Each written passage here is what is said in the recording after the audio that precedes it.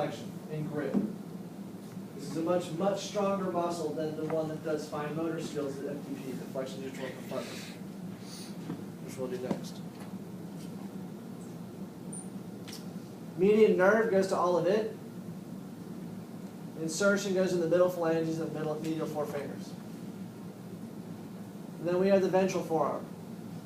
Flexor digitorum profundus, flexor pollicis longus, pronator quadratus. So we somewhat talked about this one already. We're going to have a specific muscle to flex the thumb. And FDP is the fine motor skill in terms of flexing just that distal digit. So FDP.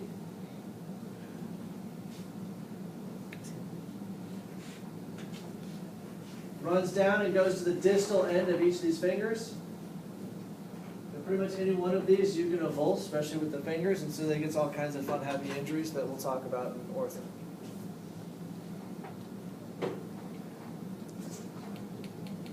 What's that? Yeah. You get weightlifters with FDP because there's so much load is put into that pinky. You get a lot of weightlifters that'll get a stabbing pain like right in here as they release the bar on bicep curls, and it's because of a weakness. You put too much strain in it, that's your weak link.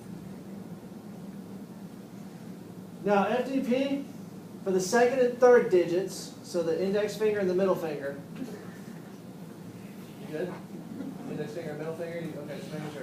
All right, so that's median nerve. The fourth and fifth digits get the ulnar nerve. So that's the other one that in the forearm is innervated by the ulnar. So flexor carpi ulnaris, and then FDP to the fourth and fifth digits. And again, it's on this side, which helps you remember where it is.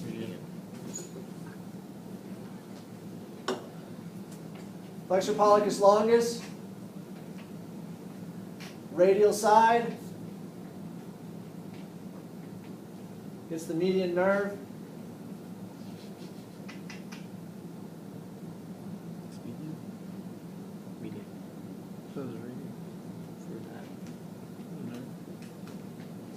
And then pronator quadratus, which is called the wristwatch muscle, because it sits pretty much right underneath where your wristwatch would be.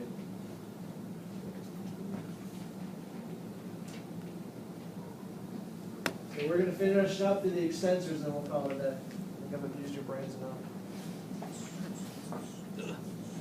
enough. Pronator quadratus, once again, is immediate. So if you've got a guess, innervation for a muscle in the forearm, it's on the anterior side. If it says ulnaris on it, you can probably guess that it's a flexor. Well, if it's flexor carpi ulnaris, that's the ulnar nerve. If it's FDP for fourth and fifth digits, that's the ulnar nerve. Everything else is median. As you go brachoradialis and around to all the extensors, every one of those is going to be radial nerve. So if you learn them by an understanding of how the nerves branch apart and where the locations are, it becomes less of 100 different little things and more of, oh, I know where it goes, so it's going to hit every muscle that's in that area. Should make it a little easier. Lateral forearm, brachoradialis, extensor carpi radialis longus, and brevis. So extensor carpi radialis longus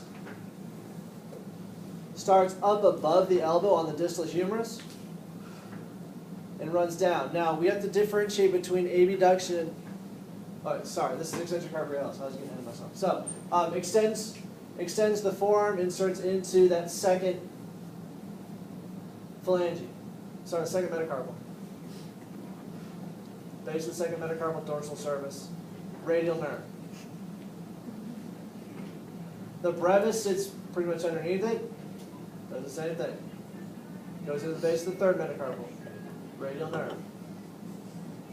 Superficial posterior forearm, extensor digitorum communis, extensor digiti minimi, digiti quinti, extensor carpi ulnaris. And so extensor carpi ulnaris is going to balance out the extensor carpi radialis. Extensor digitorum communis is the common extensor tendon. The extensor digiti minimi, or quinti, goes to just your pinky.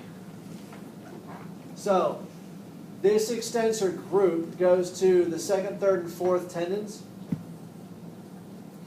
And then you've got extensor digiti minimi, which goes just to the fifth. Especially gets his own muscle. All of those are radial nerve. And then extensor carpi ulnaris, which comes into the base of the fifth.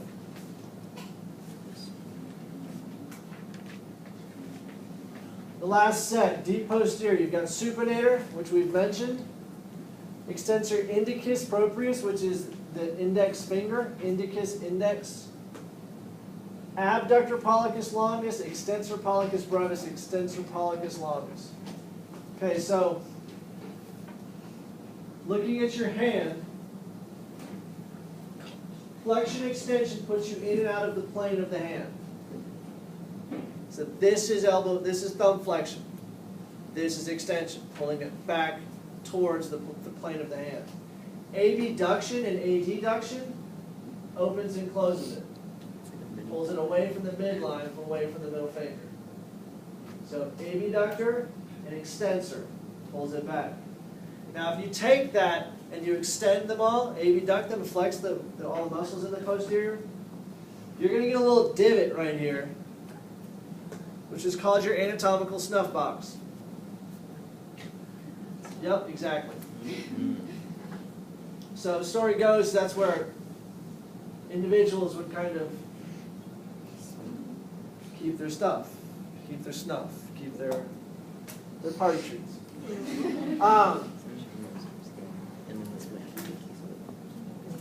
Supinator radial, extensor indicus. You can see this is a little muscle that sits really at right by the base of the forearm, right by the wrist.